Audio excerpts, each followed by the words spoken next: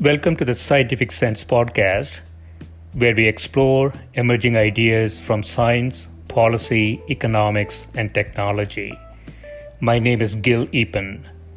We talk with world's leading academics and experts about their recent research or general areas of topical interest.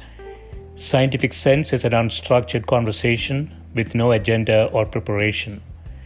We cover a wide variety of domains where new discoveries are made and new technologies are developed on a daily basis. We are most interested in how new ideas affect society and help educate the world how to pursue a rewarding and enjoyable life rooted in science, logic, and information. We seek knowledge without boundaries or constraints and provide unedited content of conversations with researchers and leaders who love what they do. A companion blog to this podcast can be found at scientificsense.com, and this podcast is available on over a dozen platforms and directly at scientificsense.net. If you have suggestions for topics, guests, and other ideas, please send them to info@scientificsense.com, and I can be reached at gil@eapen.info.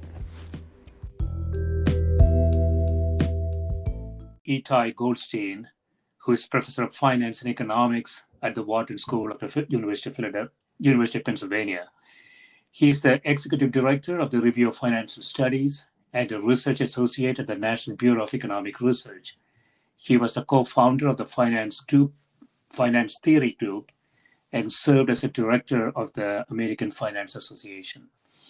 Welcome, Itay. Thank you very much. I'm happy to be here. Yeah, thanks for doing this. So we have sort of two major categories of subjects to discuss. The first one is about stock prices and how they might interact with decision-making inside the firm.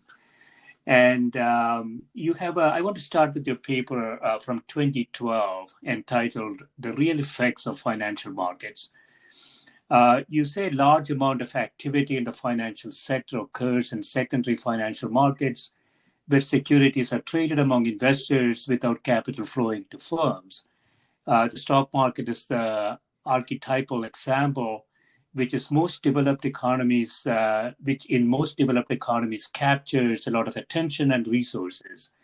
You ask, is the stock market just a sideshow, or does it affect real economic activity? So what's the answer? Is it a sideshow?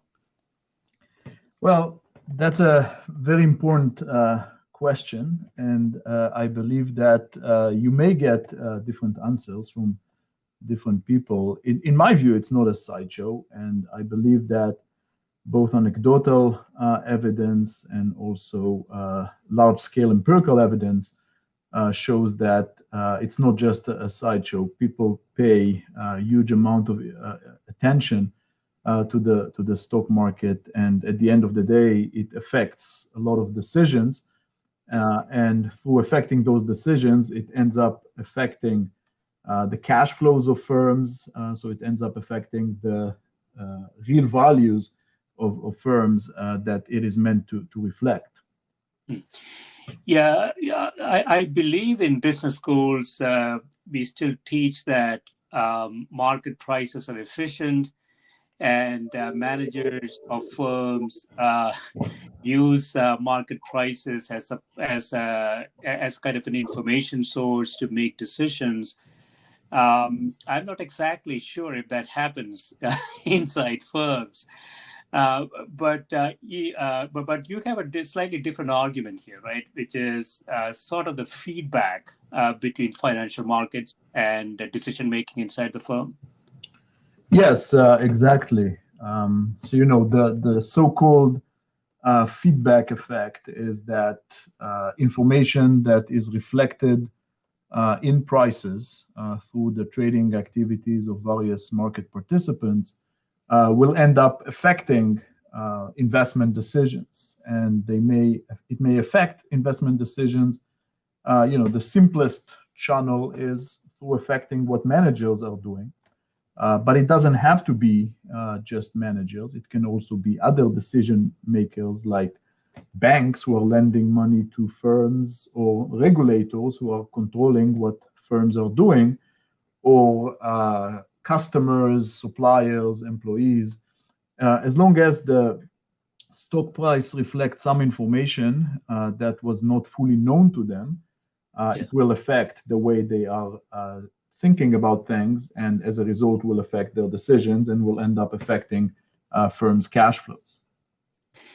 Yeah, so any decision maker using stock prices from secondary markets have to assume that those prices are efficient, right? Otherwise, it's going to give them a sort of wrong information.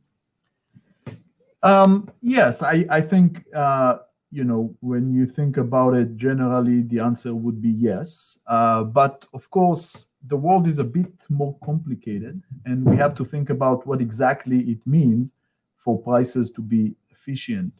I think that the way they are thinking about it is there is some information, some useful information in prices that they may want to follow. They also recognize that prices will be noisy to some extent.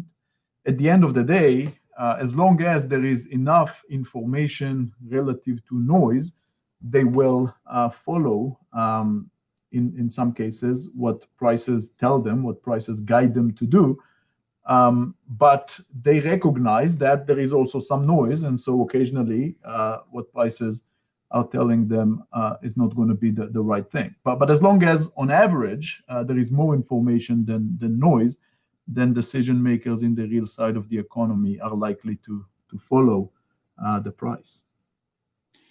Yeah, so in this paper, you say, you make 2 points. You say, first, we argue that a new definition of price efficiency is needed to account for the extent to which prices reflect information that is useful for the efficiency of real decisions. So what do you mean by a new definition of price efficiency in this context? Yes, very good. The traditional definition of price efficiency, the one that many people in finance, in academia, and also in practice have been following for many years, is the idea that an efficient price provides a good projection of the future cash flows of the firm. Okay, this is usually how we are trained to think about it, the extent to which prices can forecast what future cash flows will be. However, when you take a step back and you wonder, wait a second, why do we care about it so much? If you take the view that the market is not just a sideshow, but rather information in the market will have important effects on investment decisions and future cash flows, then the definition of efficiency that you should really focus on, I believe, is the extent to which the information in prices really reveals something new to decision makers and allows them to make more efficient decisions going forward. Let me give you an example where these two concepts can be quite different from each other. Suppose that there are two dimensions of information. One of them firm managers know very well, and the other one they don't know very well, and they can actually take some guidance and take some new information from prices. Okay. Suppose that what the market is doing is just learning what the manager already knows, and this is reflected in prices. If this is the case, then the traditional market efficiency might look very high because prices are doing a fairly good job predicting what's going to happen. However, if you think about sort of the other concept, the so-called real price efficiency, then this is going to be pretty low, because the only thing that the price is doing is to reflect what is already known, and does not provide any new information, any new guidance for investment decisions. On the other hand, when real efficiency will be high, this is when market participants are learning on new dimensions that managers don't know already, and are reflecting this kind of information and providing potential guidance for real decision makers. In this case, real efficiency will be high. The traditional market efficiency might not be so high. So those two concepts could be in conflict with each other. The first concept, the traditional market efficiency, is what a lot of people have been looking at for years. The new concept, the real efficiency, is what I think people should focus on more. It's not just about whether markets can predict what will happen, but rather whether they can provide useful new information to advance economic efficiency. Right.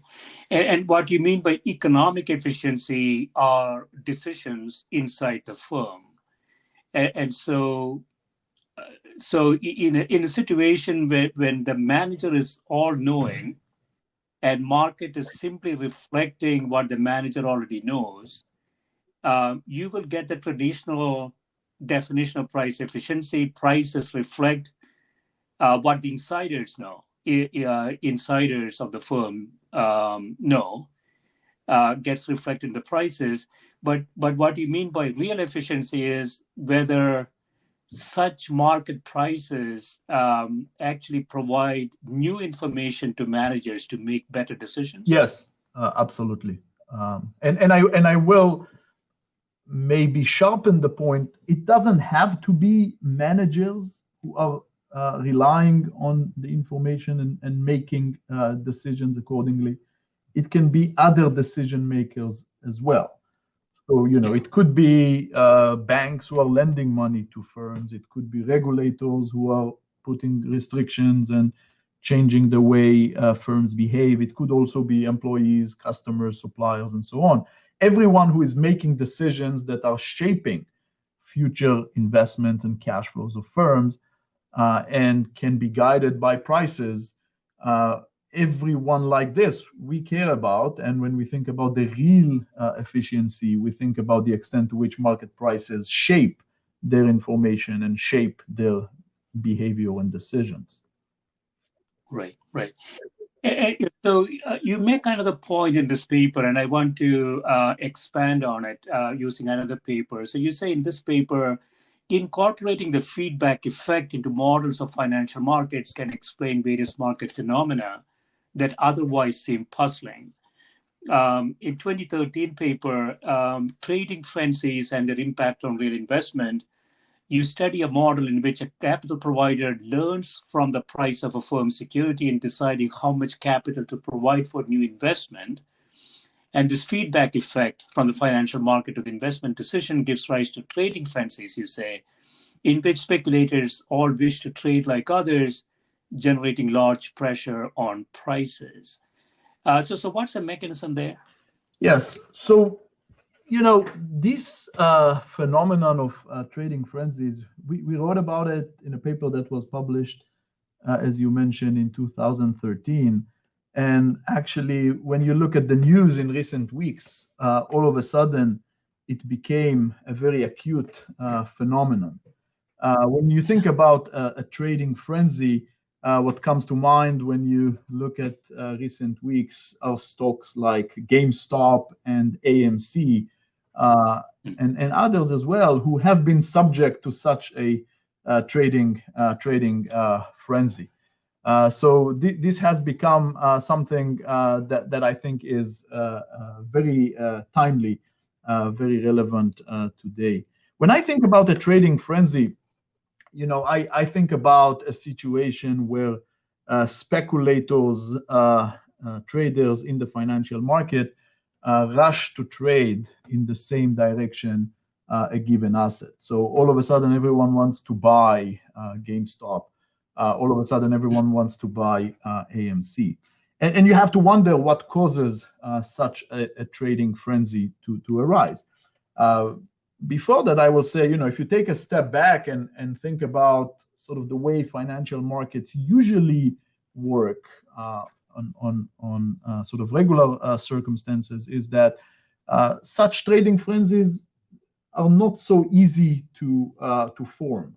Why? Because market prices would cause the opposite, right? If everyone is buying a stock, the price of the stock is going to rise, and this makes it more worthwhile for others to sell the stock.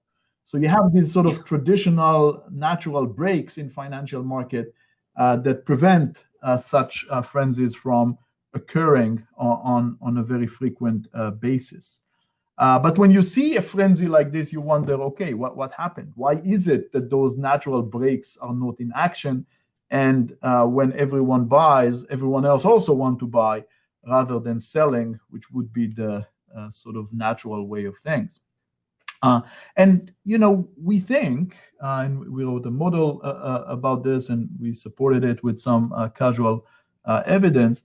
And I think it actually came to life in these recent events.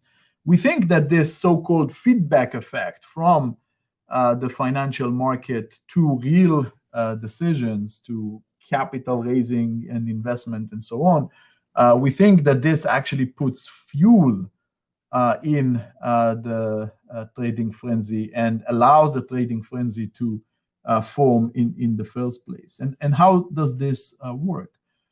Suppose that everyone is buying the stock. Now the price of the stock starts going up. Capital providers who are providing capital to the firm will look at it and say, okay, let's provide more capital to the firm. The firm is now doing better because of this, and this justifies the initial increase in the price of the stock, giving fuel to the frenzy, bringing more people in, and others want to buy as well. And then you have this feedback loop whereby more buying of the stock increases its price, allows more capital raising, more investment, makes the firm better off, feeds back to the stock price, justifying the initial increase in the stock price, and so on. It's a curious detail that when you look at a stock like AMC in recent weeks, something very similar to this has happened. There was a trading frenzy, stock price went up, AMC tapped into the market, raising more and more capital. This was actually the thing that kind of saved it from bankruptcy. But in some sense, it assumes that the firm is facing a capital constraint, or firm is sitting on projects it couldn't fund otherwise, positive NPV projects it couldn't fund otherwise, and a rise in stock price suddenly allows them to fund those projects. I mean, the capital provider won't be naive like that, right? I mean, I'm just trying to get to why this mechanism makes sense. Yes, it's a very good question. You're absolutely right. When I describe this mechanism now as a trading frenzy on the buy side, people buying the stock, price goes up, capital provider takes a cue from this and funds the firm some more, making the firm better off, feeding back into the stock price. It does build on the idea that there is some capital constraint. The firm was not able to invest as much as it wanted. And if I go back to the example of AMC in recent weeks, I think you can see the mapping. AMC suffered a negative shock because of the pandemic. All of a sudden, the old model of movie theaters is under attack. It's not clear if this is going to continue or not. Certainly in the short run, people don't want to go to movie theaters. People start wondering whether this will even come back. So there is a big fundamental challenge, I would say, to AMC. AMC is having a hard time paying back the debt, and you're starting to think they may be on the verge of bankruptcy. And all of a sudden, the stock price starts rising, and this lifts some of the capital constraint, because given the high stock price, now all of a sudden people are willing to fund AMC in more attractive terms. And you're asking a very good question. Are the capital providers naive?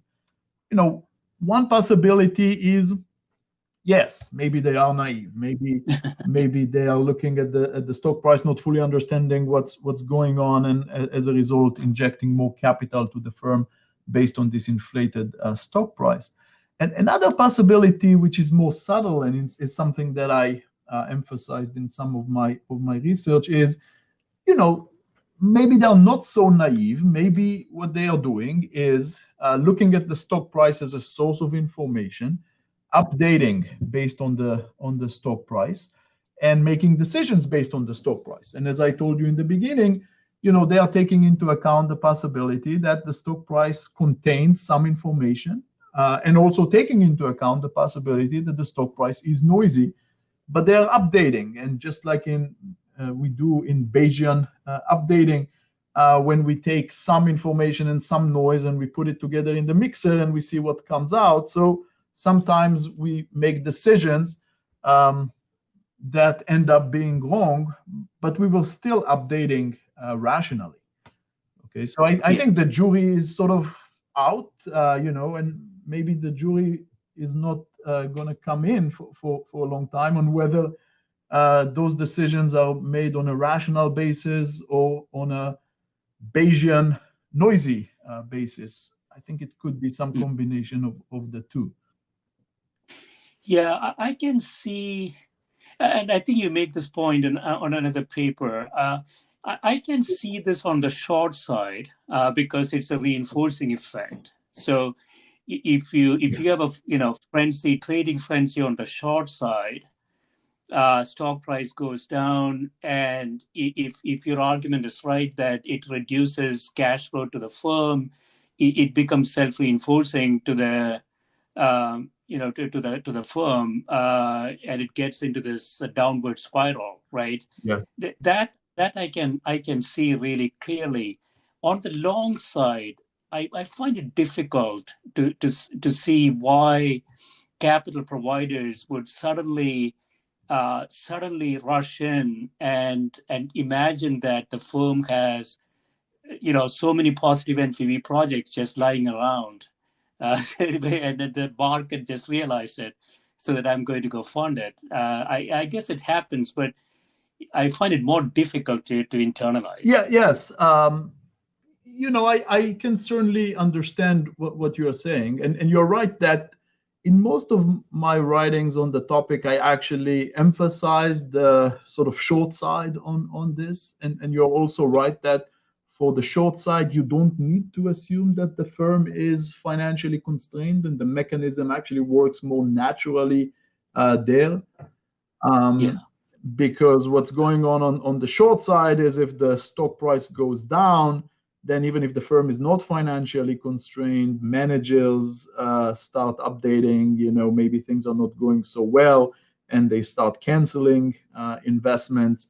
And this sort of feeds back into the stock and justifies the decrease in price that was caused by the short selling. You're absolutely right. I think for the long side, you need this additional layer of the firm being financially constrained. And then the increase in stock price relaxes this constraint and brings in capital providers, and this sort of puts fuel in the fire. So you're right that to some extent the short side is perhaps more natural than the long side. But as I said, I actually when I look at what happened in recent weeks with AMC, American Airlines actually, which is a pretty big firm, obviously also had a similar episode where there was not as extreme a frenzy as GameStop or AMC, but a little bit of an uptick in stock price because of such trading, and they were actually able to raise capital in very favorable terms because of this. So when you see what happened in recent weeks, you actually start believing that some of it is actually likely. Stock prices going up, and you would say capital providers should not follow it and should not inject new capital into the firm because of this, but they do. So I think there is some truth to it on the long side as well. So am I understanding this correctly, Taito? So what do you mean by trading frenzy? Is it that the traders are noise traders? They're not really trading on any fundamentals, and arbitrarily, let's think about the long side, arbitrarily pushes up the value of the stock, and that gives possibly wrong information to capital providers. They start pumping more money to the firm, and assuming the firm had a capital constraint, they start using that funding, and the firm gets better from a cash flow and valuation perspective. So it's self-reinforcing. So, but the trading frenzy, as you call it, that is really noise traders. They're not doing anything fundamental, right? To some extent, although I will say it's a bit more subtle than that. They are not pure noise traders. When we think about pure noise traders, these are people who, as you say, kind of trade completely on noise. Maybe they have some liquidity reason to trade, some hedging constraint or something like that. But what they do has no informational content at all. When I think here about this trading frenzy, both in the model that we wrote and in those events that I now mentioned to you, I don't think about it as being completely noise. I just think, those are people who are herding on a common source of information that they all follow, which might have some informational content, but also has some noise in it. And they might not follow more precise private sources of information that they otherwise would have. Yeah. So, I haven't really studied AMC, but I looked at GameStop recently. It has to be that if the stock is going up, it has to be that if they're fundamental traders, if information is suddenly getting reflected in the prices, it has to be that information was missing before, right? It's not, there is no regime change in GameStop's business. There is no competitive entry. There is no product innovation. There is no technology. There is nothing in the market. And suddenly the stock takes off. Has to be either that the stock price was wrong before, or it is some sort of noise. Am I understanding it correctly or not? I think that the truth is not so black and white as you put it. I can certainly see where you're coming from, but I think it is not so black and white as you put it.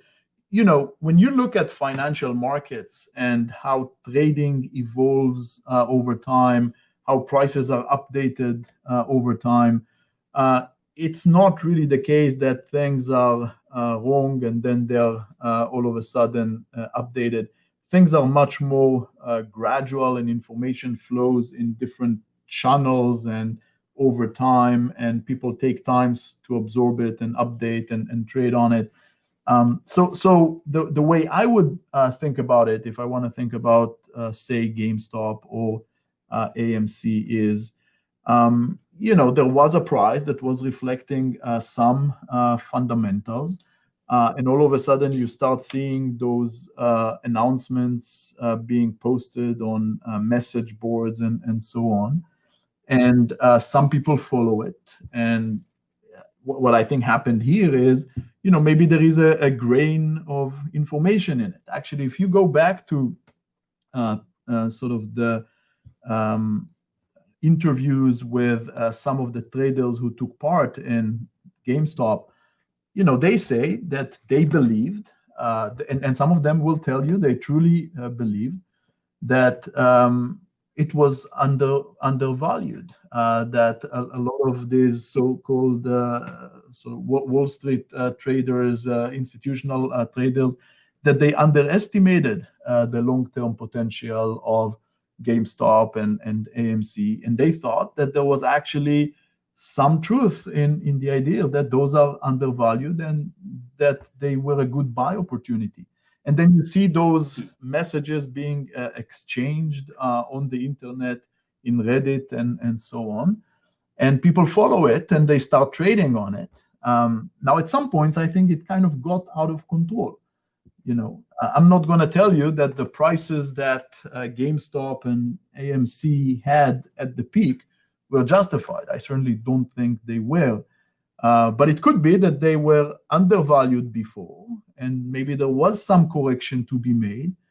But I think the frenzy is that people are just jumping on it, maybe a lot more than they should, and then you see a huge overshooting because of that. So I think the reality of it, and certainly a lot of studies in financial markets, both theoretically and empirically, basically tells us that it's subtle. There is some updating of information, but I think what happened in this frenzy is that some updating of information led to sort of overreaction, and everyone sort of is trying to jump on it at the same time. Yeah, it is really interesting. So if there is a sort of, let's say, underpricing of a stock, the market recognizes the underpricing, and people come in.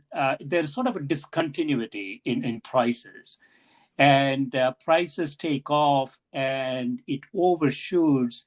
But this mechanism that you're suggesting in the few papers is that when prices take off, it has a positive effect on the firm, not necessarily just the manager's ability to make better decisions, but rather, in this case, in AMC's case, maybe new capital coming in, right?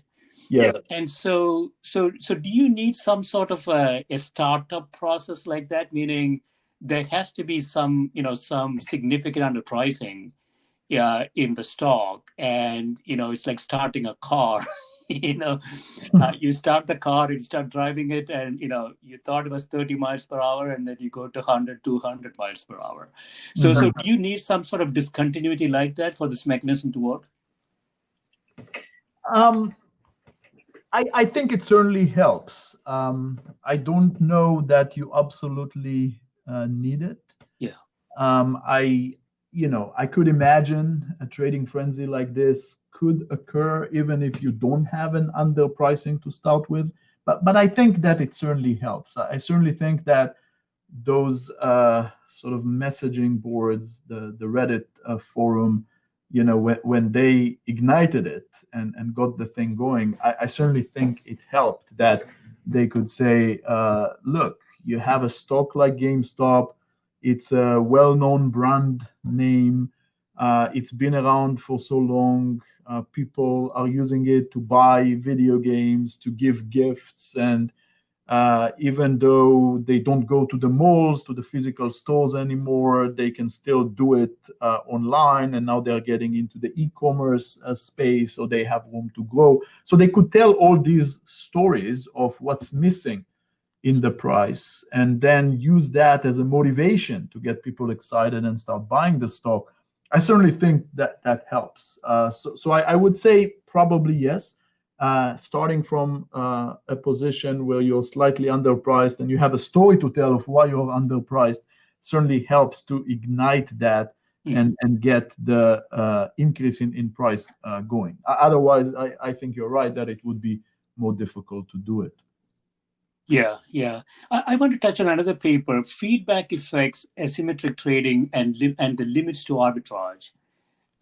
So this feedback effect that we were discussing, the private information going into real decisions, you said this feedback effect has an asymmetric effect on trading behavior. It increases the profitability of buying on good news, and the converse is true too. It reduces the profitability of selling on bad news.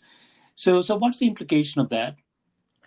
Yeah, so the setting here is, I think, something closer to what you had in mind when you told me a few minutes ago that you have a hard time seeing a frenzy going on the long side, but you can more easily see it going on the downside, on the sell side. And basically, what we're thinking of here is not a situation where a firm is financially constrained. Okay, and this is why I'm saying it relates more to what you had in mind. But rather think about a manager making a decision and updating a little bit based on the price when making this decision. I think a good setting to have in mind is an acquisition. And we give a couple of examples in the paper. One is a famous case where Coca-Cola was trying to acquire Quaker Oats back in 2000, announcing this acquisition, and then the market is essentially telling them, look, it's not a good idea, don't do it, because the stock price immediately declines after they do it. And then following the reaction of the market, they go back to the drawing board and after a few days say, okay, you know what, we changed our mind, we are not going to do it. So the idea here is that managers are announcing they're going to do something, the market reacts, and then managers have an opportunity afterwards, after the market reaction, to go back and change. And in this case, because they announced an acquisition and the market didn't like it, they went back and said, okay, we're canceling the acquisition. And there are anecdotes along these lines, and there are also a lot of large-scale empirical evidence to suggest that this kind of reaction to the market exists.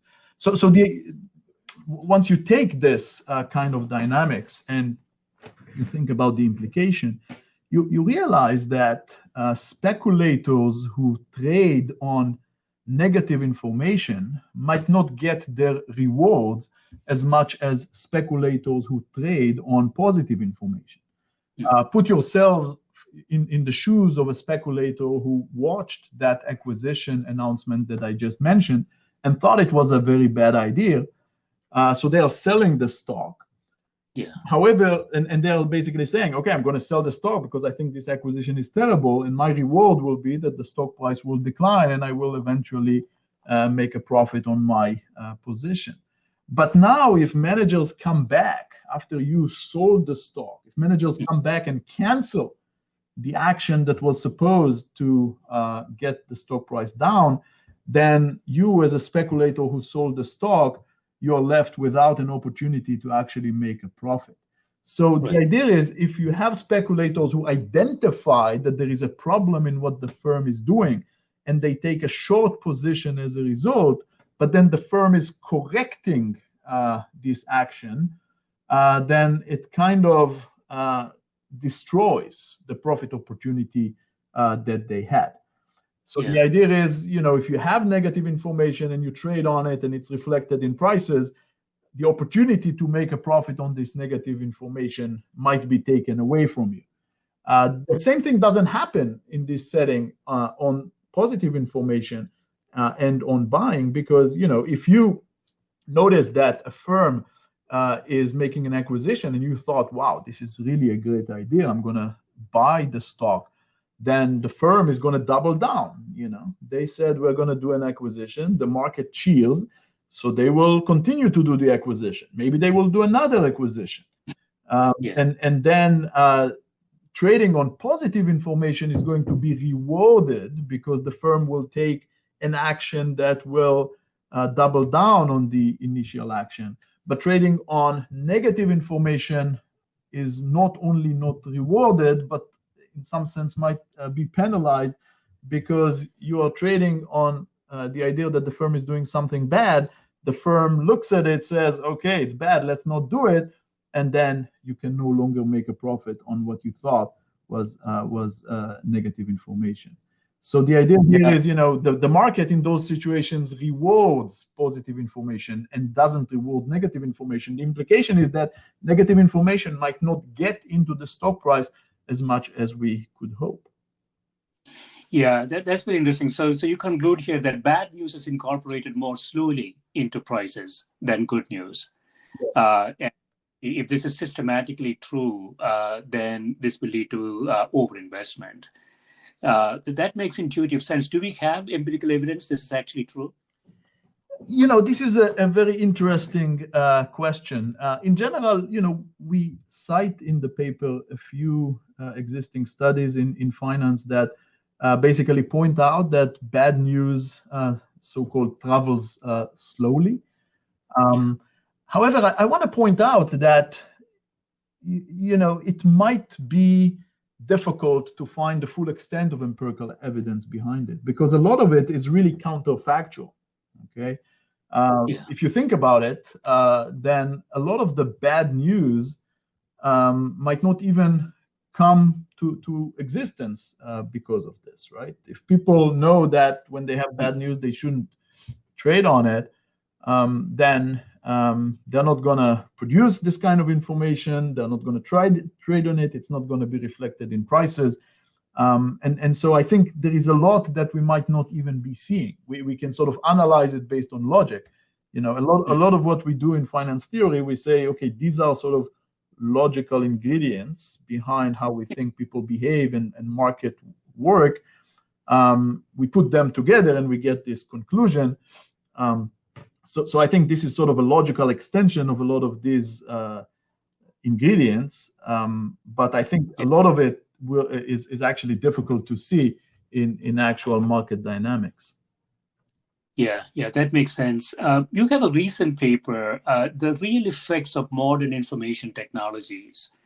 You say, using the staggered implementation of the Edgar system from 93 to 96 as a shock to information dissemination technologies, we examined the potential benefits and costs of modern information technologies on the real economy. So what do you find from this data? Yes. So, maybe I should first take a step back and say a lot of my work is always kind of on the delicate tension between theory and empirical evidence. And I have been motivated a lot, as I mentioned, by sort of developing theories that push the logical line of these ingredients and what they could mean for how traders behave and how market prices are formed. But I also think it is quite important to sort of try when we can and find empirical evidence to the extent that this kind of feedback effect from traders' behavior and market information to real investment, to the extent to which they are there. And over the years, I've done a number of empirical papers along these lines. The one that you mentioned is the most recent one. And basically what we are trying to understand here, suppose that firms are forced to reveal more information. Okay, what is this going to do to the way that speculators, traders are trading on information, and to the ability of firms to learn from market information? And this Edgar experiment that you referred to is a very powerful tool, I found, because basically this is, back in the 90s, the SEC came to firms and said, okay, from now on, you have to provide this information to be widely available, and it has to be disseminated very effectively. Beforehand, when firms produced their financial statements, it would be available in some SEC office. You would have to come there and get the hard copy, and clearly a lot of people will be deterred from doing that. And all of a sudden, when this Edgar was rolled in, the SEC said, okay, we are now going to put it on the internet, and it's going to be disseminated very efficiently to the wide public. Okay, so you basically have a shock to information technology. All of a sudden, the firm reveals a lot more to investors. And the nice thing about it was that it was done on a staggered basis. Okay, so they basically did it over a period of 3 years or so, and they split firms into 10 groups. And they said the first group is going to do it now, the next group is going to do it in 3 months, the following group is going to do it 3 months after that, and so on. So within 3 years, they basically covered all of them. But it took 3 years, and you have this staggered implementation, and you can basically look how things were affected for the first group, and then for the second group, and then for the third group, and so on. And you sort of have this natural control and treatment groups all the time. And one of the key questions, going back to what I told you before about sort of the distinction between the traditional market efficiency and what I think of as more important, the so-called real efficiency, is we can now ask, okay, now that the firm is revealing more of its information, yes, market efficiency should go up, right? Because this information is widely available, so prices can aggregate this information very clearly, and there will be a stronger connection between market prices and sort of future firm cash flows. But what is more subtle is now that the firm is revealing all of its information, maybe the more sophisticated traders out there are going to lose their informational edge, and then they will not provide as much new information to the firm as they did before.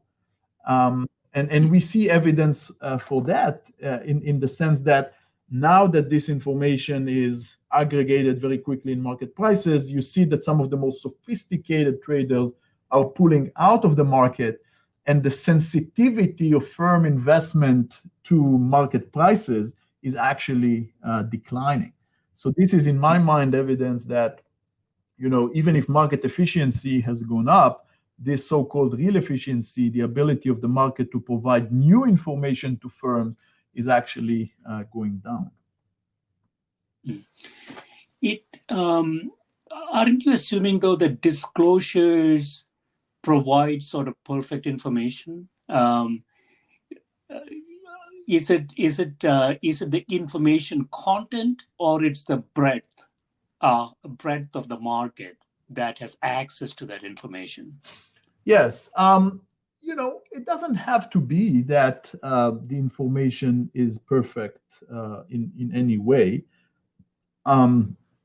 I think the information, again, as I mentioned before, every piece of information, no matter where it's coming from, is going to have, I think, some informational content and some noise content, and people looking at it and processing it will have to take into account, what weight there is on information, what weight there is on noise, and sort of update accordingly and make decisions accordingly, assuming that they are rational. So I think the idea here is that the firm is providing all this information out there, and people are now going to follow it. And I think what happens as a result of it is, those sophisticated traders who were already out there producing information, learning from the firm, putting all this in the mix and trading, they are now going to take a step back. It is, I think, what this is doing is it brings in all these less sophisticated traders who otherwise would not get all this information. Now they feel more comfortable trading in the financial market, and they maybe now have a stronger presence overall in what market prices will reveal. So in the paper you say there's a trade-off between improved equity financing, presumably that is because you have better information, and reduced managerial learning. That's because of feedback we talked about is sort of dampened, because the more sophisticated users, or traders, as you put it, have less incentives to invest into information when information is broadly available. And so you're concluding here that our evidence suggests that the former effect, which is improved equity financing due to better information dissemination, dominates in value firms, while the latter effect, which is reduced managerial learning, dominates in high growth firms. That's because the information is more important for the high growth firms. Yes. The information learning. Yes, rather. exactly. So, for the value firms, which are more traditional and rely more on assets in place, for them, the fact that there is all this information now coming from the firm and widely available in the market, this brings in a lot of the investors that otherwise would stay away. So now there is greater liquidity, and the firm can raise equity more easily because of that. However, for the high growth firms, we think this is where learning from the market can be particularly important. Those are the high growth firms that are sort of making a lot of new investments, and they might want to take some cues from the market on whether what they're doing is good or not. For them, the fact that now the market is populated by more unsophisticated investors, and the fact that some of the more sophisticated investors have taken a step back and are not as engaged as before, this implies that there will be less sort of new information coming into the market, and reduces the ability of the firm to learn from the price. We will take a quick break, Itay. When we come back, we'll talk about another bucket of ideas, which is related to the financial markets, the financial crises, and the general fragility of the financial markets. Okay. Thank you. Thank you.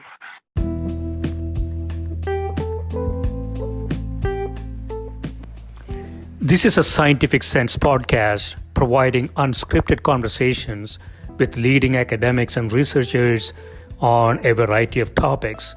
If you'd like to sponsor this podcast, please reach out to info@scientificsense.com.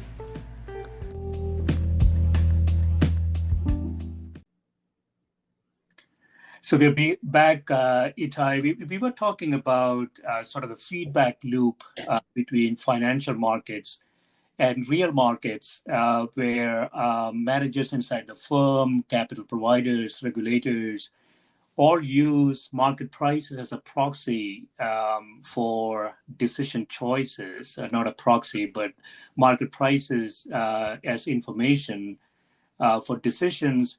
And that feedback has a lot of effects on both the prices as well as the decisions the managers make. You have another set of papers that are somewhat related, but in a different area. So I want to start with the 2013 paper, Empirical Literature on Financial Crises, Fundamentals versus Panic. Yeah, you say the process of financial globalization has given rise to an increase in the frequency of financial crises. With that, there has also been a surge in research about financial crises. And one of the key questions in this area is whether crises are triggered by fundamentals or come as a result of panic. So what are you finding from data here? Yes, the issue of financial fragility and financial crisis has always fascinated me.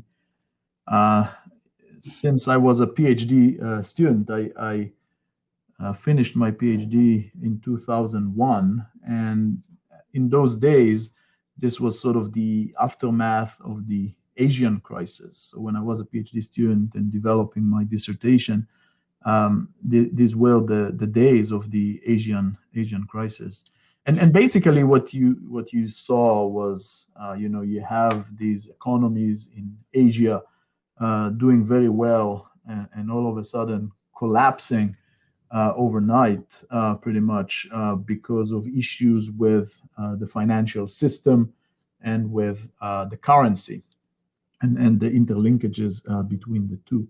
And one of the things that was really intriguing to me is the extent to which this can all be based on fundamentals. And fundamentals mean, there were problems in their economies, the investments they made, and all these were just not good. Or maybe there was also an element of panic. And what I mean by panic is, it kind of becomes a self-fulfilling belief. Investors think there is a problem. They start taking their money out of banks, out of the economy.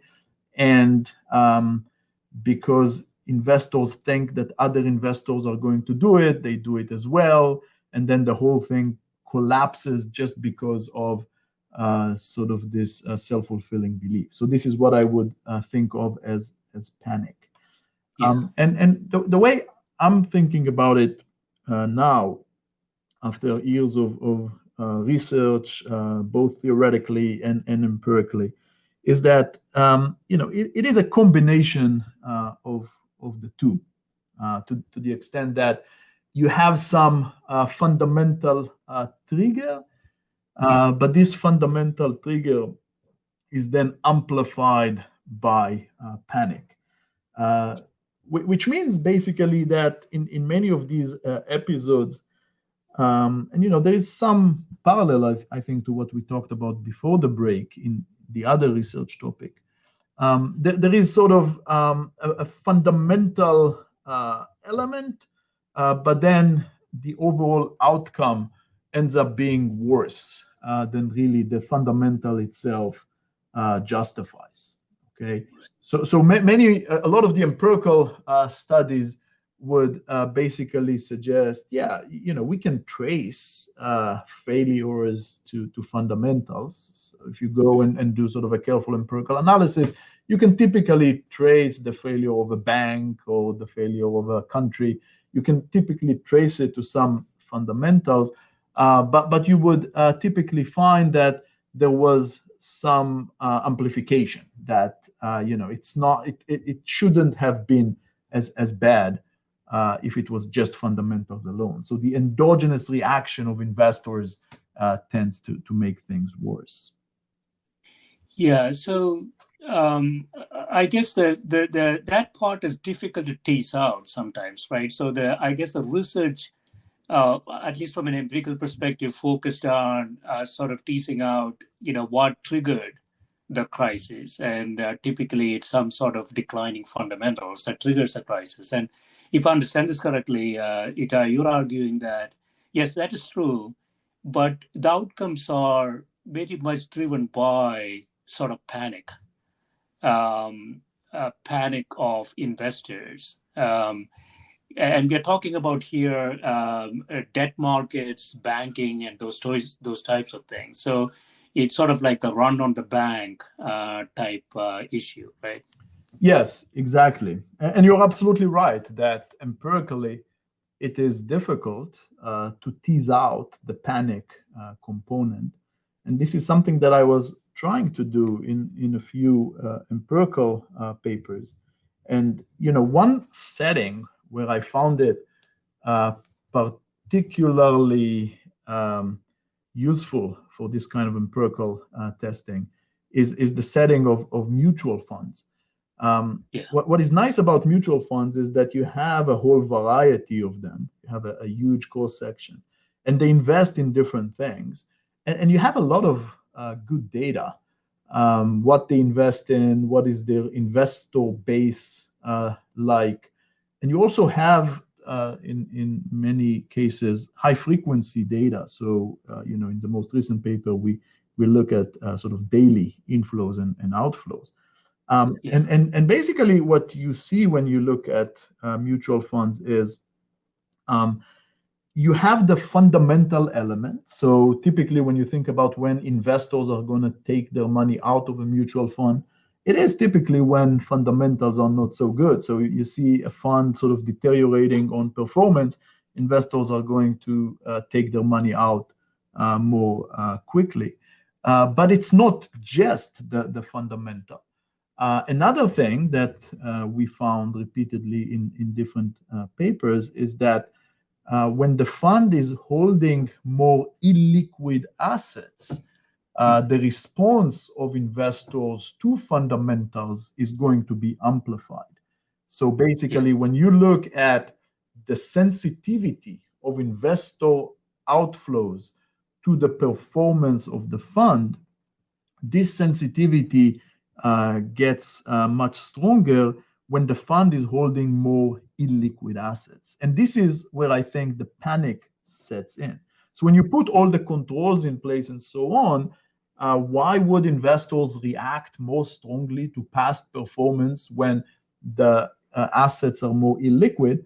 This is just because they fear that when the assets are more illiquid, if other investors are going to come in and take their money out, then their position is going to be deteriorating, and their value of holding in the fund is going to go down. So they better do it before others. Okay, so basically, if you go back to think about sort of this bank run mechanism, what is a bank run mechanism? A bank run mechanism is, I want to take my money out of the bank because I think that others are going to do it. And if others are going to do it, I better do it before them. Okay, you see those pictures from 100 years ago. Thousands of people are standing in the street in front of a bank waiting to take their money out. Why are they all in the street at the same time? Because they think, if others are going to take their money out of the bank is going to go bankrupt. So I want to be there before the next guy. I want to be the first in line. Okay, same thing you can say about a mutual fund, even though it's not as extreme as it used to be 100 years ago with banks. But this mechanism is still there. If the fund is holding these illiquid assets and other investors are taking their money out, then the costs of liquidating the assets and paying them are going to be imposed on me. So basically, I want to go and take my money out before I think others are going to do it. So in other words, interacting the fundamental with the illiquidity of the assets gives us this additional layer by which investors react to performance more strongly when they think that they are going to be hurt more by the behavior of others. Right. Do you see any policy implications here, Itay, from a Federal Reserve perspective? Yes, absolutely. One of the, I would say, most successful policies that has been done in the history of banking is deposit insurance. Back in the days, the Fed realized, nowadays it's obviously the FDIC who is doing the deposit insurance. They realized, it's really a vicious force here. Investors, depositors thinking others are going to take their money out. They rush to take their money out before others. And, it can really come out of nowhere and blow up the bank. So what we are going to do is put in place this deposit insurance, basically say, look, if the bank goes out of business, you will be insured up to a certain amount. And really this did, I would say, miracles in terms of calming down the banking industry, and you see much lower fragility after that. However, deposit insurance also has its downsides, right? Many people have blamed deposit insurance for encouraging banks to take too much risk, the so-called moral hazard problem. So it's really about sort of finding the balance, how much deposit insurance you want to put in so that you reduce this element of panic. But at the same time, it doesn't cost you too much, because at the end of the day, if you have to pay it, it will cost you a lot. And also that you don't distort banks' decisions too much. So deposit insurance is one policy that was enacted successfully in banks, but you want to obviously think about how much you want to do it. And another policy which for banks was kind of put on top of deposit insurance, and nowadays is being put in mutual funds. As you know, mutual funds don't have this kind of insurance. This other policy is to basically tell banks and mutual funds, look, you have to hold a certain portion of your assets in liquid assets. Okay, so you can't, if you're a bank or a mutual fund, you can't take money from investors, tell them, look, you can come and take your money out whenever you want, and then you go and put this money in extremely illiquid assets, because this is a recipe for disaster. So what banks are being told is, they have to hold a certain amount of liquid assets. Mutual funds nowadays are also being told, you have to watch your liquidity. You can't hold everything illiquid. So putting some sort of assets in a liquid bin is also an important policy implication. Something else that emerged sort of recently when you think about mutual funds is to think about what investors are getting in case they take their money out. As I mentioned, the mechanism of a run is, if I think others are going to take their money out, then I want to do it before them. So one way to fight that is to say, look, if you're taking your money out at a time when many other people are taking their money out, there will be some penalty. Okay, nowadays, many mutual funds, not yet in the US, but in other parts of the world, many mutual funds are doing that. It's called swing pricing. The price of what you can get out of the mutual fund is going to swing based on how many people are coming in any given day. And what this is doing, and there is some evidence from the UK that it's working. What this is doing is investors will now know, okay, maybe I don't want to go when everyone else is going because there will be a penalty. I might actually be better off waiting. So it does actually reduce the fragility of funds to some extent. So there is a sort of myriad of policies. You can think about insurance. You can think about telling them to hold liquidity. You can think about changing the structure by which they are getting paid when they take their money out. And all these have been tried and are being discussed to various degrees in banks and in mutual funds. Yeah. I was wondering also from a tactical perspective, Itay, so lack of liquidity in this case, in the case of the mutual funds, does it mean that they're holding assets that are very low volume, they cannot actually liquidate those assets?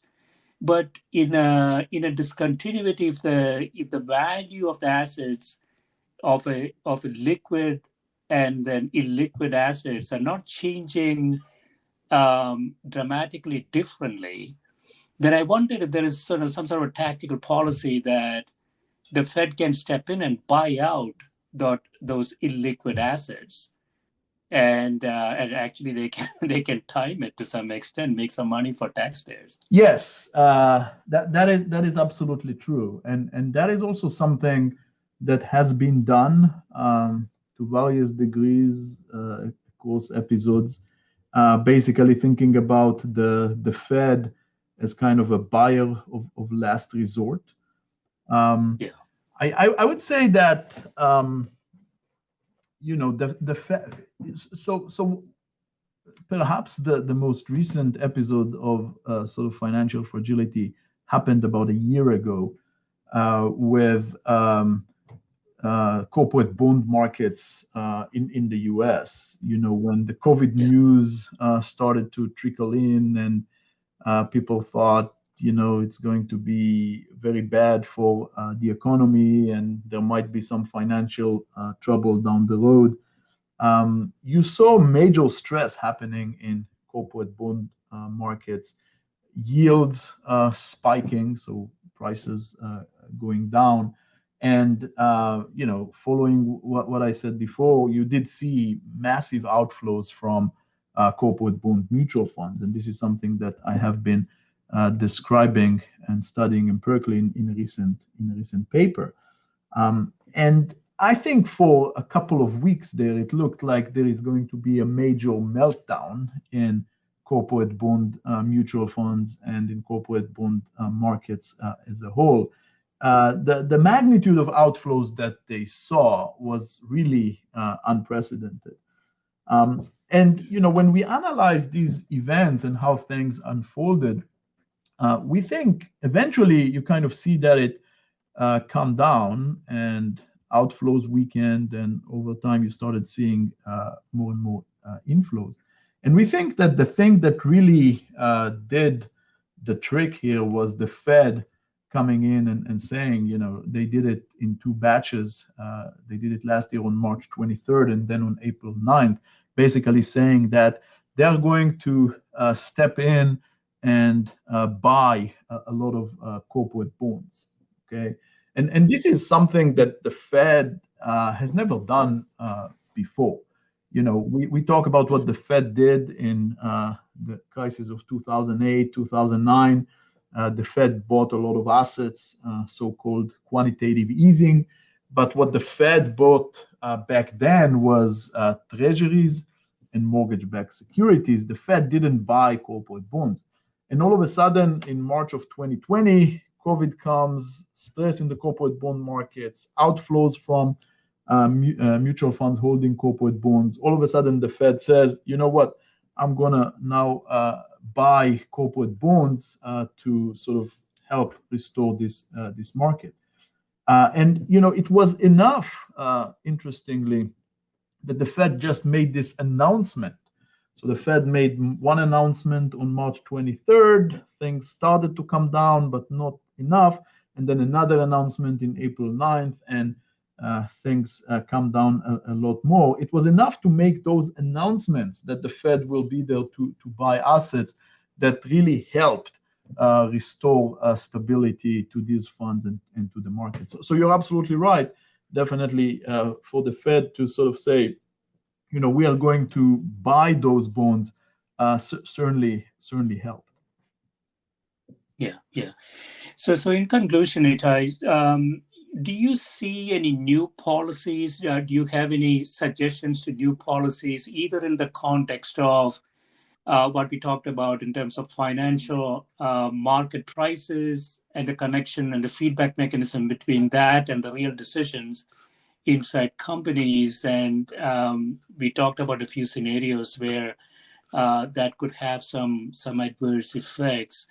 Or in this financial fragility issue that we just talked about, do you have any sort of policy suggestions to make these things better? Yes. Let me start maybe from the second topic we just talked about, the financial fragility. I think, people have to be really cautious going forward, how they analyze these events, what they make of them, and what should be done going forward. In the following sense, I sort of hear this common claim that there was a bit of a meltdown in the markets in March of 2020, but eventually things got back to normal and everything was fine.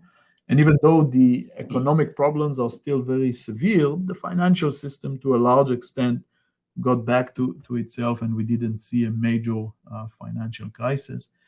I think we have to be very careful with that because following what I told you a few minutes ago, I think to a large extent, the sort of going back to normal was a result of the Fed being very active.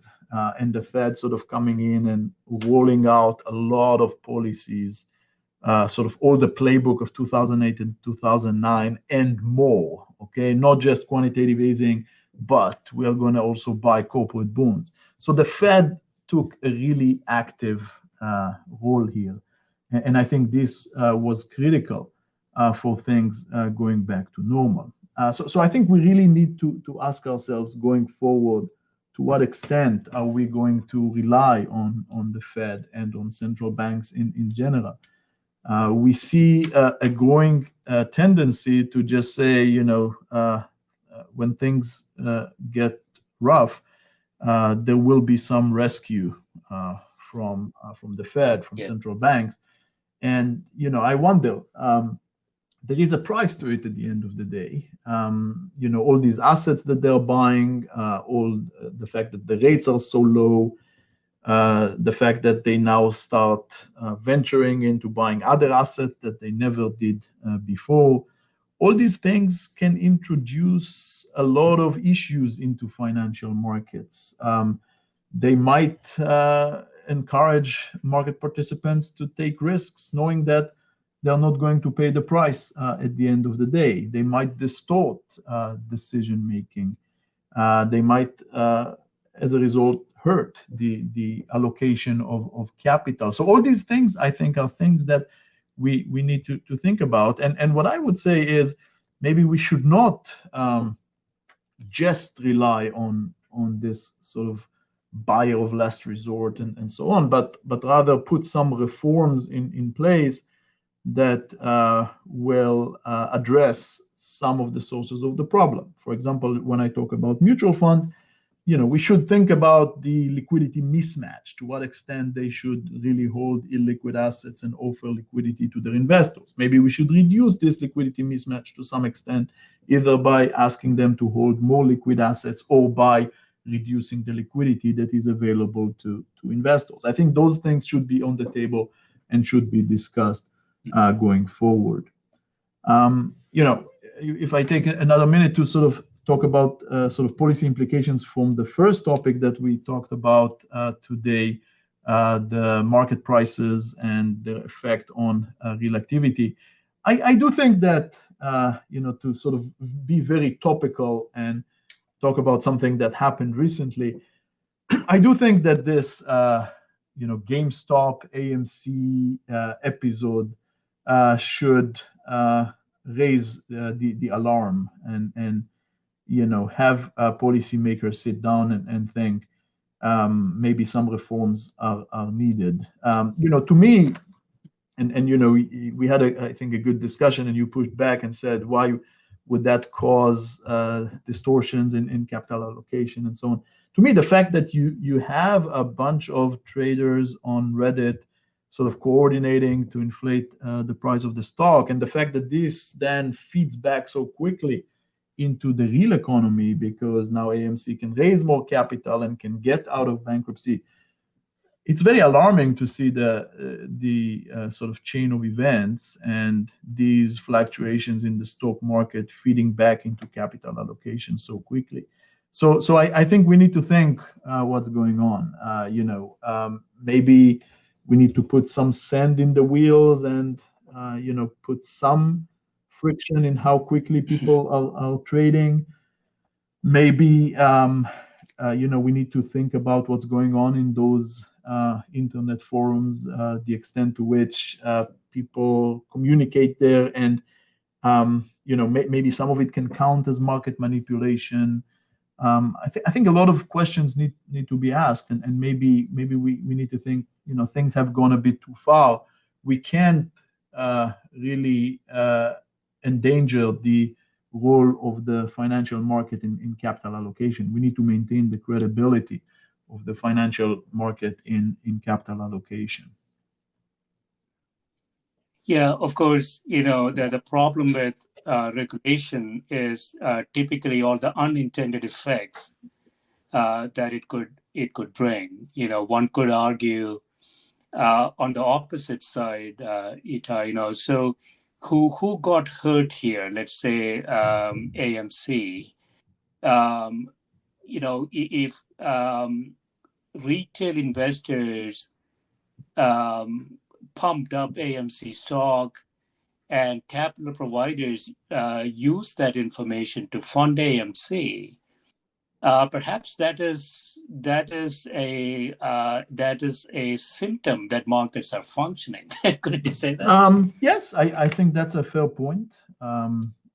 It is a symptom that markets are functioning. But of course, you want to make sure that they are not functioning too much on noise and frenzy and fads and things like that.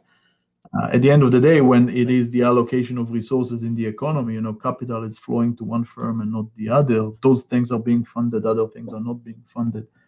You want to make sure that the process sort of rewards the right kind of information and not sort of rumors and things like that. Right. Excellent. Yeah, this has been great, Itay. Thanks so much for. Thank you very much. It's been a pleasure. Thank you.